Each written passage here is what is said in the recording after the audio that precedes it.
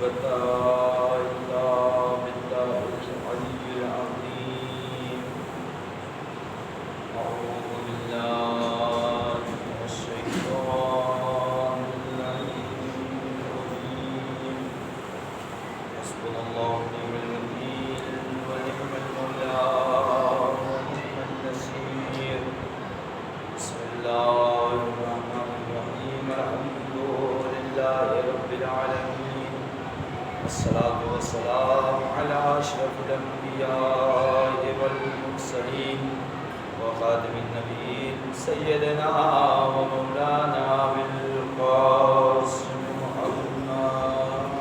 اللهم صل على محمد وآل محمد وآله الطيبين الطاهرين المعصومين المكتوبين، ولعنة الله على أعدائهم أجمعين من يومنا هذا إلى قيام يوم الدين. أما بعد، فقد قال المعصوم: من قرأ سورة المزمل في آخر الليل أو في صلاة العشاء أحيا الله حياة طيبة. اللهم صل على محمد وآل محمد. بزرگان محترم، معزز سامعین کرام، خمسہ مجالس کی یہ آخری گفتگو آپ حضرات کی خدمت میں امر بالمعروف اور نہی عن المنکر کے عنوان سے پیش کرنے کا شرف حاصل کر رہا ہوں۔ مرحوم آیت اللہ تبریزی مجموع بیان میں یہ حدیث نقل کرتے ہیں: من قرأ سورۃ المزمل، جس نے سورہ مزمل کو پڑھا فی آخر اللیل، یعنی آخر لیل یعنی نماز شب کے وقت، او فی صلاۃ العشاء یا نماز عشاء میں، احیا اللہ حیاۃ طیبہ، تو اللہ اس انسان کو پاک و پاکیزہ زندگی عطا کرتا ہے۔ اس کے بعد دوسرے مقام پہ رسول فرماتے ہیں: من قرأ سورۃ المزمل دفع اللہ عنہ العسر فی الدنیا والآخرہ، جس نے بھی سورہ مزمل کی تلاوت کی، اللہ دنیا و آخرت کی تمام سختیوں اور پریشانیوں کو اس سے دور کرے گا۔ پھر اس کے بعد چھٹے امام فرماتے ہیں: من قرأ سورۃ المزمل فی العشاء عشاء الآخرہ، جس نے سورہ مزمل کی تلاوت کی عشاء کے وقت، آخر تک، عشاء کے آخر تک جس نے سورہ مزمل کی تلاوت کی، او فی آخر اللیل یا نماز شب میں، کان لہ اللیل والنہار شاہدین مع سورۃ المزمل، تو جس نے بھی رات میں نماز شب کے وقت سورہ مزمل کی تلاوت کی، عشاء کے وقت سورہ مزمل کی تلاوت کی، تو یہ سورہ مزمل رات میں اور دن میں، رات اور دن کے ساتھ اس انسان کے لیے روز آخرت گواہ ہوگی، گواہی دے گی سورہ مزمل۔ وَأَحْيَا اللَّهُ حَيَاةً طَيِّبَةً، اور اس سورہ مزمل کے ذریعے اللہ سورہ مزمل پڑھنے والے کو پاک و پاکیزہ زندگی عطا کرے گا۔ وَأَمَاتَهُ مَيَّتًا طَيِّبًا، اور اس کو جو موت آئے گی وہ پاک و پاکیزہ موت آئے گی۔ یعنی سورہ مزمل کی اگر کوئی انسان نماز شب کے وقت تلاوت کرتا ہے، عشاء کے وقت تلاوت کرتا ہے، تو گویا کہ اس کی عاقبت بخیر ہوگی۔ صلوات بھیجیں محمد و آل محمد۔ اللهم صل على محمد وآل محمد۔ اب حیات طیبہ کسے ملتی ہے؟ پاک و پاکیزہ زندگی کس کو حاصل ہوتی ہے؟ تو خود قرآن کہہ رہا ہے: من عمل صالحا، جس نے بھی اعمال صالح کو انجام دیا، من ذکر، چاہے وہ مرد ہو، او انثی، یا عورت ہو، مؤنث ہو، وہو مومن، جو بھی اعمال صالح انجام دے رہا ہے وہ ہے مومن، فَلَنُحْيِيَنَّهُ حَيَاةً طَيِّبَةً، تو ہم ایسے انسان کو فلا نحیینہ حیاتا طیبہ، تو ہم ایسے انسان کو حیات طیبہ، پاک و پاکیزہ زندگی عطا کریں گے۔ قرآن کہہ رہا ہے وَلَا نَجْزِئَنَّهُمْ أَجْرَهُمْ، اور ہم اس کو اجر عطا کریں گے بِأَحْسَنِ مَا كَانُوا يَعْمَلُونَ، ایسا اجر جو اس نے انجام دیا ہے اس سے کہیں بہتر اجر عطا کریں گے۔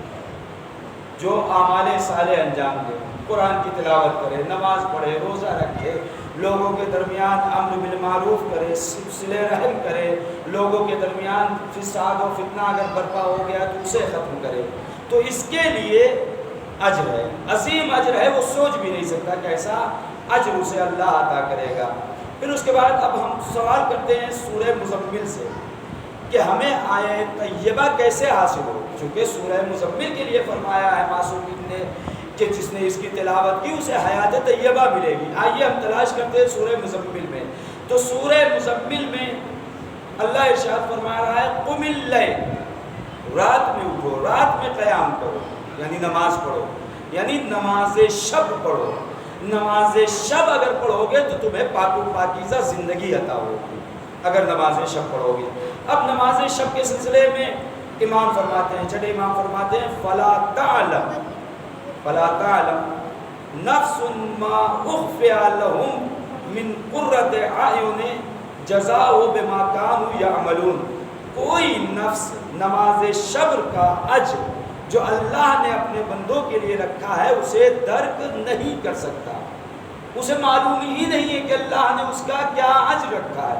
بعض چیزیں، بعض اعمال ایسے ہیں کہ جس کا اجر اللہ نے ظاہر نہیں کیا ہے بندوں تک، اگر ظاہر کر دے تو بندہ ایک دوسرے سے لڑائی جھگڑا فساد حاصل کرنے کے لیے اس کا سوال، مثلا نماز جماعت، مثلا اذان کہنے کا اجر، مثلا درود و سلام بھیجنے کا اجر، اس کا اجر عیاں نہیں ہے کتنا اجر ہے، اگر عیاں ہو جاتا تو لوگ جو ہے ایک دوسرے سے سبقت حاصل کرتے کہ میں کروں گا، میں کروں گا، میں یہ کروں گا، نماز جماعت سے دور نہ بھاگتے، نماز سے دور نہ بھاگتے۔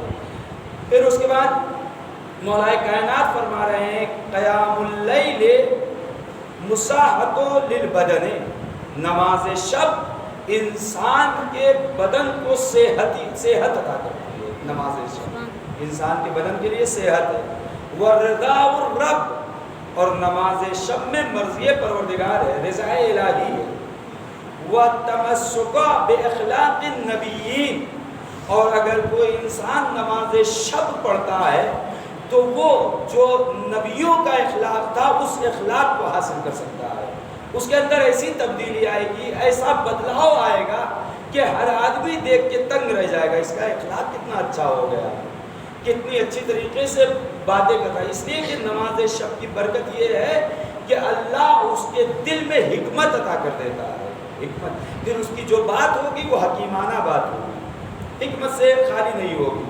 وَتُعَرَّضُ لِرَحْمَتِ اللَّهِ تَعَالَى، اور رحمت خدا اس کے شامل حال ہو جائے گی جو نماز شب پڑھے گا۔ پھر اس کے بعد حیات طیبہ، اور ظاہر سی بات ہے رحمت خدا اگر کسی کو مل رہی ہے تو یہ تو بہترین زندگی ہے اس کے لیے، حیات طیبہ۔ حیات طیبہ کیسے حاصل ہو؟ سورہ مزمل، وَرَتِّلِ الْقُرْآنَ تَرْتِیلًا، سورہ مزمل میں اللہ فرما رہا ہے کہ قرآن کی تلاوت کرو ترتیل کے ساتھ، آہستہ آہستہ، یہ نہیں کہ بس ایک سانس میں پڑھتے چلے جاؤ، آہستہ آہستہ سمجھ کے پڑھو۔ اور پھر اس کے بعد یہ بھی نہیں کہا ہے کہ ایک ہی دن میں پورا قرآن ختم کر دو، ایک ہی دن میں پورا سپارہ ختم کر دو، نہیں، سورہ مزمل فرما فَقْرَعُوا مَا تَيَسَّرُوا مِنَ الْقُرْآنِ، قرآن کا اتنا حصہ پڑھو جتنا تم بآسانی دل لگا کے پڑھ سکتے ہو، قرآن کو پڑھو گے تو حیات طیبہ حاصل ہوگی۔ پھر اس کے بعد حیات طیبہ وَاذْكُرِ اسْمَ رَبَّكَ، قرآن کہہ رہا ہے سورہ مزمل اللہ کا ذکر کرو، اللہ کے ذکر میں انسان کو پاک و پاکیزہ زندگی عطا ہوگی، چونکہ سورہ مزمل اگر کوئی پڑھ رہا ہے تو اسے حیات طیبہ ملے گی، اور حیات طیبہ کس میں ہے؟ ذکر الہی میں۔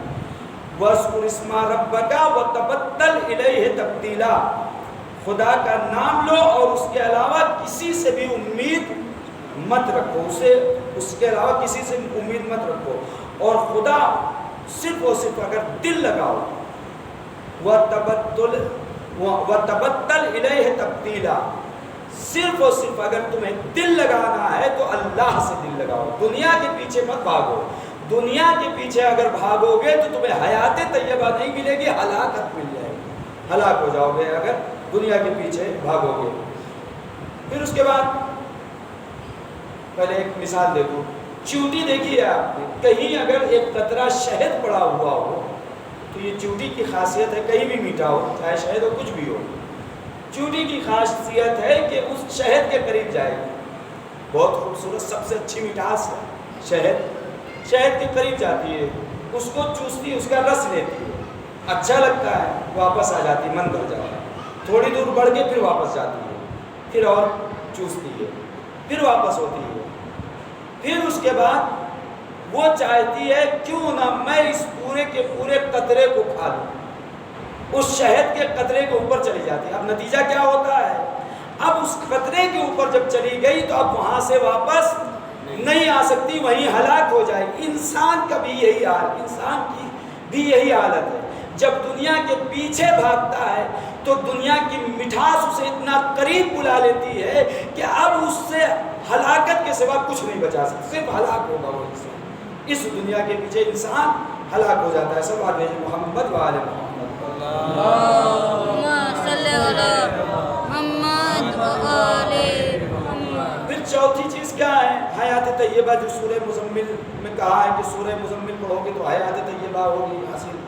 وَاصْبِرْ عَلَىٰ مَا يَقُولُونَ، صبر کرو جو لوگ کہتے ہیں، کس بات پہ صبر کرو، یعنی رسول اللہ لوگوں کو شرک سے یکتا پرستی کی دعوت کرتے تھے تو لوگ کیا الٹا سیدھا مجنون کہتے تھے، ساحر کہتے تھے، دنیا میں آج بھی اگر کوئی امر بالمعروف کرتا ہے تو لوگ اسے الٹا سیدھا کہتے ہیں، برا بھلا کہتے ہیں، لیکن سورہ مزمل اللہ کہہ رہا ہے اس سورہ مزمل میں کہ صبر کرو، جو لوگ تمہیں الٹا سیدھا کہہ رہے ہیں اس پہ صبر کرو، اگر صبر کرو گے یہی حیات طیبہ ہے، یہی پاکیزہ زندگی ہے۔ تم اگر کسی کو راہ راست پہ لانے کے لیے لوگوں کی باتوں کو سن لو گے، صبر، انسان مصیبتوں پہ صبر کرنا آسان ہے لیکن لوگوں کی باتوں پہ صبر کرنا مشکل ہوتا ہے، لیکن اللہ کہہ رہا ہے اس پہ بھی تم صبر کرو، اگر تم پاک و پاکیزہ زندگی چاہتے ہو، حیات طیبہ اگر چاہتے ہو تو اس پہ صبر کرو۔ صلوات محمد وآل محمد، اللہم صلی علی محمد وآل محمد۔ وَاصْبِرْ عَلَىٰ مَا يَقُولُونَ وَاهْجُرْهُمْ هَجْرًا جَمِيلًا، اور ان کے بیہودہ طور و طریقے سے، مثلا بیہودہ طور و طریقہ اس وقت کیا آپ لے سکتے ہیں، بیہودہ طور و طریقہ رات میں موبائل لے کے پب جی کھیل رہے ہیں، مثلا خرافات کر رہے ہیں، الٹی سیدھی باتیں کر رہے ہیں، غیبت کر رہے ہیں، جھوٹ بول رہے ہیں،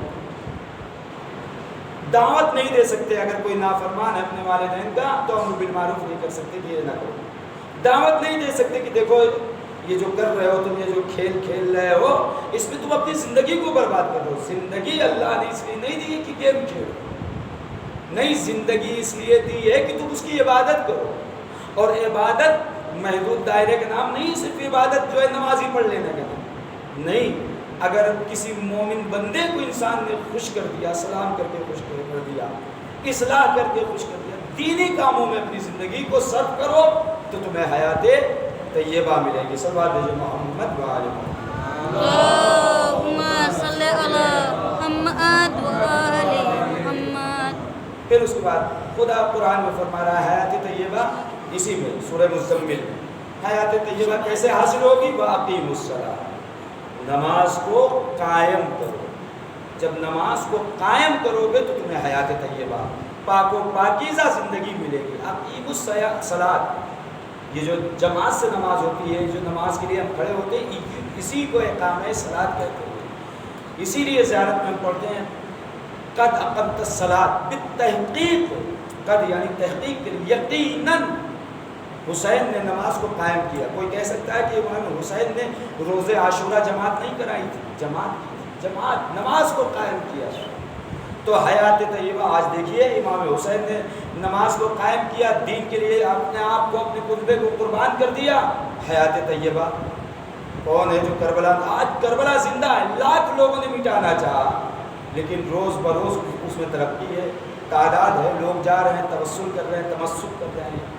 وَأَقِيمُوا الصَّلَاةَ، نماز کو قائم کرو اگر حیات طیبہ چاہیے۔ وَآتُوا الزَّکَاةَ، اگر پاک و پاکیزہ زندگی چاہیے تو زکوٰۃ کو ادا کرو۔ وَأَقْرَضُوا اللَّهَ قَرْضًا حَسَنًا، پاک و پاکیزہ زندگی اگر چاہیے ہے تو اللہ کی راہ میں قرض حسنہ دو، یعنی انفاق کرو، تنگ دست لوگوں کی مدد کرو، ضرورت مندوں کی مدد کرو۔ وَمَا تُقَدِّمُوا لِأَنفُسِكُم مِّن خَيْرٍ تَجِدُوهُ عِندَ اللَّهِ هُوَ خَيْرٌ، اور جو کچھ بھی تم اللہ کی راہ میں مقدم کر رہے ہو، پیش کر رہے ہو، اپنی طرف سے خرچ کر رہے ہو، اس کا اجر تمہیں اللہ کی طرف سے ملے گا۔ یہ وعدہ الہی ہے۔ دنیا کا قانون دوسرا قانون ہے، لیکن قانون الہی اور دنیا کے قانون میں فرق ہے۔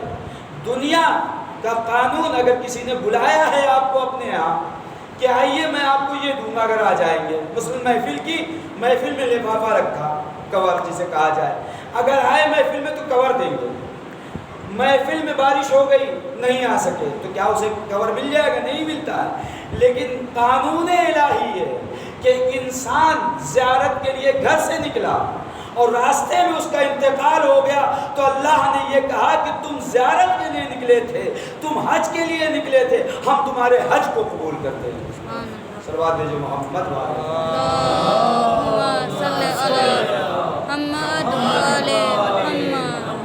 وَأَعْظَمُ أَجْرٍ، بہترین اجر ہے۔ وَاسْتَغْفِرُوا اللَّهَ إِنَّ اللَّهَ غَفُورٌ رَحِيمٌ، استغفار کرو۔ استغفار انسان سب سے زیادہ تاکید کب کی گئی ہے؟ قیام اللیل، نماز شب میں 70 مرتبہ کہا گیا استغفار کرو، استغفار کرو، ہر نماز کے بعد استغفار کرو۔ اگر حیات طیبہ چاہیے، پاک و پاکیزہ زندگی اگر چاہیے تو انسان کو استغفار کرنا ہوگا۔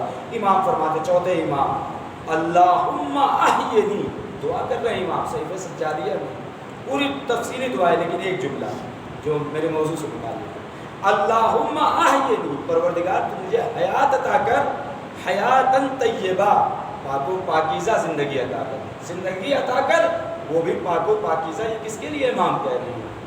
کیا معاذ اللہ امام کے اندر کوئی وہ تھا؟ نہیں، ہمارے لیے، ہمیں بتانا چاہتا ہے کہ ہمیں کیسی زندگی گزارنا چاہیے، دعا سے کیسی زندگی کے لیے دعا کرنا چاہیے، اللہ سے پاک و پاکیزہ زندگی کے لیے دعا کرنا چاہیے۔ اب حیات کس میں ہے؟ پاک و پاکیزہ زندگی کس چیز میں مل سکتی ہے؟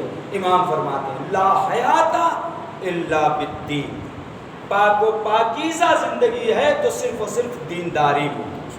اگر انسان دیندار ہے، واجبات الہی پر عمل کر رہا ہے، اللہ کے حکم کی فرما برداری کر رہا ہے تو اس کو پاک و پاکیزہ زندگی اس کو ملے گی۔ لا حیات الا بالدین، کوئی زندگی نہیں ہے مگر دیندار اگر کوئی انسان ہے تو اس کی زندگی ہے۔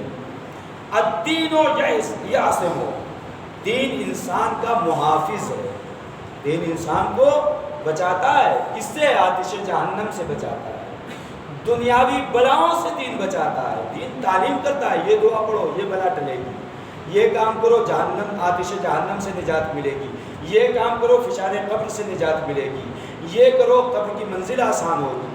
دین بچاتا ہے، دین انسان کو حیات طیبہ بخشتا ہے، پوری زندگی سے بچاتا ہے۔ پھر اس کے بعد الدین اقوی عماد، دین قوی ترین ستون ہے حیات طیبہ کے لیے، پاکیزہ زندگی کے لیے دین قوی ترین مضبوط ستون ہے، مضبوط پایا ہے۔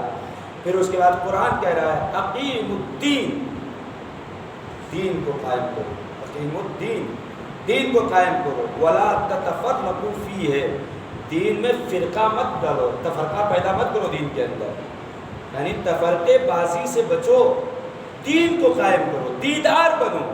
یعنی اس کا مطلب یہ ہے کہ خود بھی سدھرو اور دوسروں کو بھی امر بالمعروف کرو، نہیں عن منکر کا حکم دو، برائیوں سے بچاؤ، تفرقے بازی نہ پیدا کرو۔ یہی آیت کافی ہے ان افراد کے لیے جو آج تفرقہ پھیلا رہے ہیں شیعت کے اندر اخباریت کی شکل میں۔ یہ قرآن کہہ رہا ہے دین کو قائم کرو۔ یہ چند سال پہلے یہ فتنہ پیدا ہوا ہے، اگر یہ چیز قیام الدین میں ہوتا تو اس سے پہلے بڑے بڑے علماء گزرے ہیں، وہ ان سب باتوں کو رکھتے لوگوں کے سامنے، لیکن نہیں، اس وقت ایسی کوئی بات نہیں تھی. آج یہ نئی نئی چیزیں، یعنی دین کے اندر تفرقہ پیدا کر رہے ہیں، یعنی دین کو قیام نہیں کر رہے ہیں. دین کو قائم اگر کرو گے تو حیات طیبہ ملے گی، اور اگر دین میں تفرقہ پیدا کرو گے تو حیات طیبہ پاک و پاکیزہ زندگی سے محروم ہو جاؤ گے، جہنم ملے گی. صلوات بھیجو محمد و آل محمد.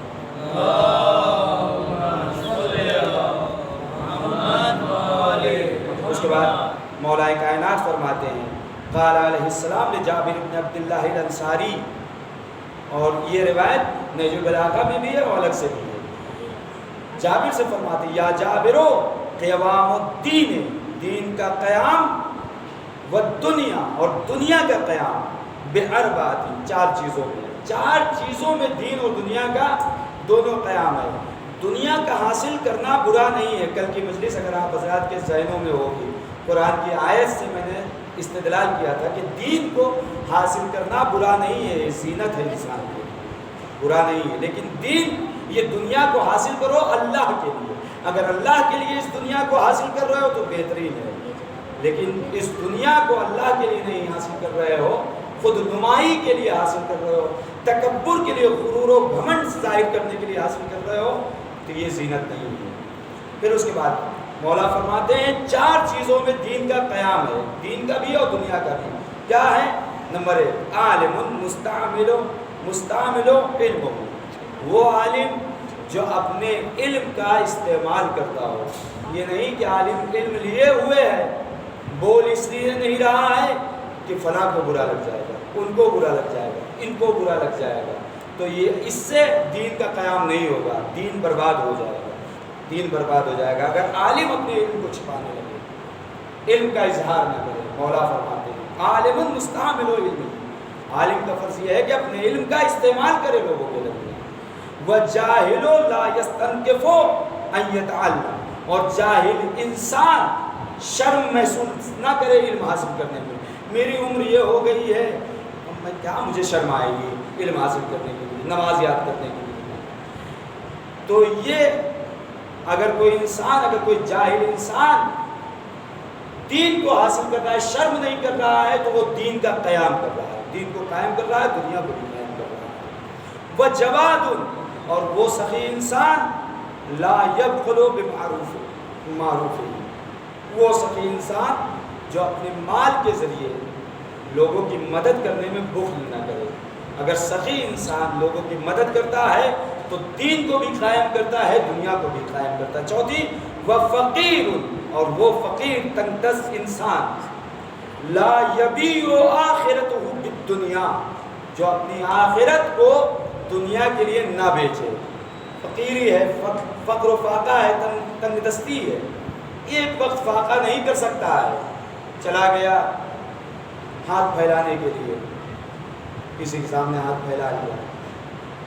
ایک وزیر بادشاہ کے سامنے کھڑا ہوا، بادشاہ نے اسے دیکھا، اور دیکھنے کے بعد کہا یہ بتاؤ تیری خواہش کیا ہے؟ کہا میری یہ خواہش ہے، جب بھی میں تمہاری مال و دولت کو، سلطنت کو دیکھتا ہوں، میری خواہش پیدا ہوتی ہے کہ کاش مجھے یہ سلطنت مل جاتی. تو بادشاہ نے کہا میں تمہیں اپنی آدھی سلطنت دے رہا ہوں. لکھوانا شروع کیا، اور دوسری طرف دوسرا فرمان لکھ دیا کہ میرے 3 سوال ہیں، اگر ان 3 سوالوں کے جواب دے دو گے تو میں آدھی سلطنت تمہیں دے دوں گا، اور اگر نہیں دے سکے تو تمہارا سر اڑا دوں گا گردن سے. اگر میرے 3 سوالوں کے جواب دے دیا، اگر جواب دے دیا تو تمہیں سلطنت مل گئی، جواب نہ دیا تو یہ پہلا والا ختم ہو جائے گا، وہ میرا، تمہاری گردن اڑا دی جائے گی. کہا 3 سوال کیا ہیں؟ کہا 3 سوال یہ ہے کہ زندگی کی سب سے بڑی سچائی کیا ہے، زندگی کا سب سے بڑا دھوکہ کیا ہے، اور زندگی کی سب سے بڑی کمزوری کیا ہے. تمہارے پاس 30 دن کا ٹائم ہے، اس سوال کا جواب لا کے دے دو. وزیر پریشان ہے، ادھر ادھر یہاں وہاں گیا، یہاں تک کہ فقیر کے یہاں گیا. جیسے فقیر کے یہاں پہنچا تو فقیر کے یہاں پہنچنے کے بعد فقیر نے کہا بہت اچھی جگہ آئے ہو، تمہیں یہاں جواب مل جائے گا. کیا مطلب؟ کہا میں بھی ذرا یہاں نگاہ کرو. اب جب اس نے نگاہ کی تو کیا دیکھا، جو لباس وزیری وہ پہنے ہوئے ہے وہی لباس وزیری اس کے پاس بھی ہے. کہا کیا مطلب؟ میں بھی وزیر تھا لیکن میں نے یہ جواب دے دیے تھے بادشاہ کو، اور میں نے آدھی سلطنت جو مجھے ملی تھی اس رقعے کو میں پھاڑ کے آ گیا، اس جھوپڑی میں نے زندگی گزارنا شروع کر دی، چونکہ یہ اچھی زندگی ہے میرے لیے۔ وہاں لوگوں کو مظلوموں کا قتل کیا جا رہا ہے، یہ کیا جا رہا ہے، وہ کیا ہے، اس سے بہتر میری فقیری ہے۔ کہا میں تیرے 2 سوالوں کا جواب، اس نے کہا میرے سوالوں کا جواب دو، کہا میں تیرے 2 سوالوں کا جواب فری میں دے دوں گا، لیکن تیسرے سوال کے جواب کے لیے میری ایک شرط ہے۔ کہا پہلے سوال کا جواب یہ ہے کہ زندگی کی سب سے بڑی سچائی کیا ہے؟ کہا وہ موت ہے، موت ہر ایک کو آنا ہے، موت آئے گی۔ اور زندگی کا سب سے بڑا دھوکہ کیا ہے؟ زندگی کی سب سے بڑا دھوکہ کیا ہے؟ یہی خود انسان کی زندگی ہے، سب سے بڑا دھوکہ۔ اس زندگی کی وجہ سے انسان اس زندگی کے لیے دنیا کے پیچھے بھاگتا پھر رہا ہے، حرام حلال کسی چیز سے پرہیز نہیں کر رہا، اور زندگی کی سب سے بڑی کمزوری جو ہے اس کا جواب میں ایسے نہیں دوں گا، میری ایک شرط ہے۔ کمزوری کا اگر جواب چاہیے تو اس نے ایک پیالہ اٹھایا، پیالے میں دودھ لیا، سامنے کتا بیٹھا ہوا تھا، کتے کو دودھ پلایا، اس کے بعد اس پیالے کو اس کے آگے کر دیا، یہ دودھ پی لو۔ کہا یہ تو کتے کو جھوٹا ہے، میں کیسے پی سکتا ہوں؟ کہا سوال کا جواب اگر چاہیے ہے تو تم اس دودھ کو تمہیں پینا پڑے گا، یا تو تم سوالوں کے جواب لے لو، اور یا کل تمہارا آخری دن ہے، آج تمہارا 29واں دن ہے، کل 30واں دن ہے، کل تم جواب نہ دے سکے تو تمہاری گردن اٹھ جائے گی۔ کہا یا تو تم دودھ پی لو، اور یا پھر تم جو ہے جاؤ قتل ہو جاؤ۔ اس نے سوچا کہ سلطنت مل رہی ہے، اتنی بڑی آدھی سلطنت مجھے مل رہی ہے، کون یہاں دیکھ رہا ہے، لاؤ دودھ پی لیتے ہیں۔ جیسے ہی اس نے دودھ پیا تو اس نے کہا تیرے تیسرے سوال کا جواب مل گیا۔ دنیا کی سب سے بڑی کمزوری اس کی غرض ہے، غرض انسان کو حرام خوری پہ آمادہ کرتی ہے۔ صلوات بھیجو محمد والے۔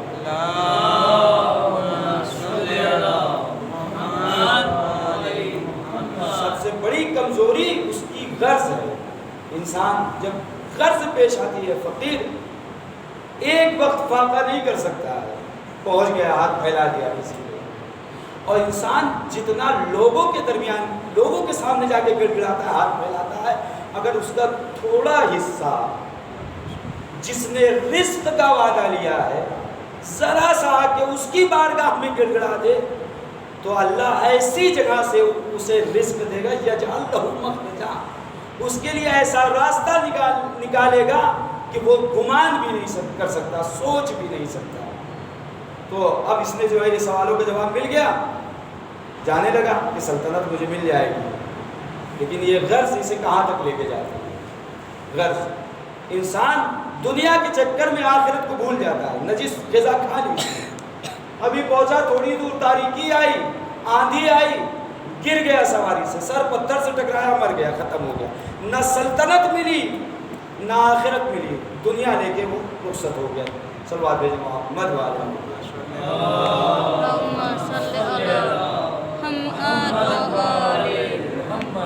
پھر اس کے بعد اسی حدیث کے وَمَن لَمْ يُقِمْ فِيهَا، اور اگر ان چاروں چیزوں کا جس نے قیام نہیں کیا، ان چاروں چیزوں پہ عمل نہیں کیا، بِمَا يَجِبُ أَرَزُهَا، جس کو میں نے واجب قرار دیا ہے، لِلزَّوَالِ وَالْفَنَا، اس انسان کے لیے زوال بھی ہے اور اس انسان کے لیے فنا بھی ہے۔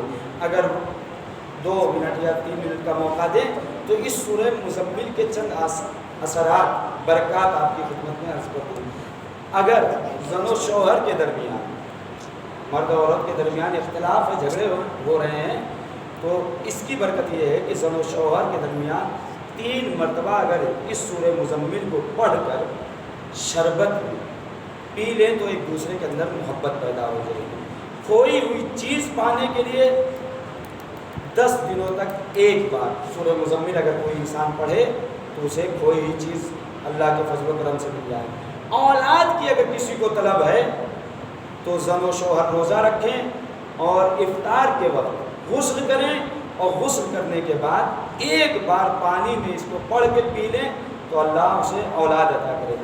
قرض کی ادائیگی کے لیے ہر نماز کے بعد روز انسان اگر اس سورہ مزمل کو پڑھے، ہر نماز کے بعد، نماز ظہر اثر پڑھی، کنارے گیا، ایک مرتبہ سورہ مزمل پڑھ لیا. نماز مغرب و عشاء پڑھی, کنارے گیا مزمل پڑھ لی. صبح کی نماز پڑھی, سب سے فارغ ہو گیا, کنارے گیا سورہ مزمل. تو انسان کا قرض ادا ہوگا.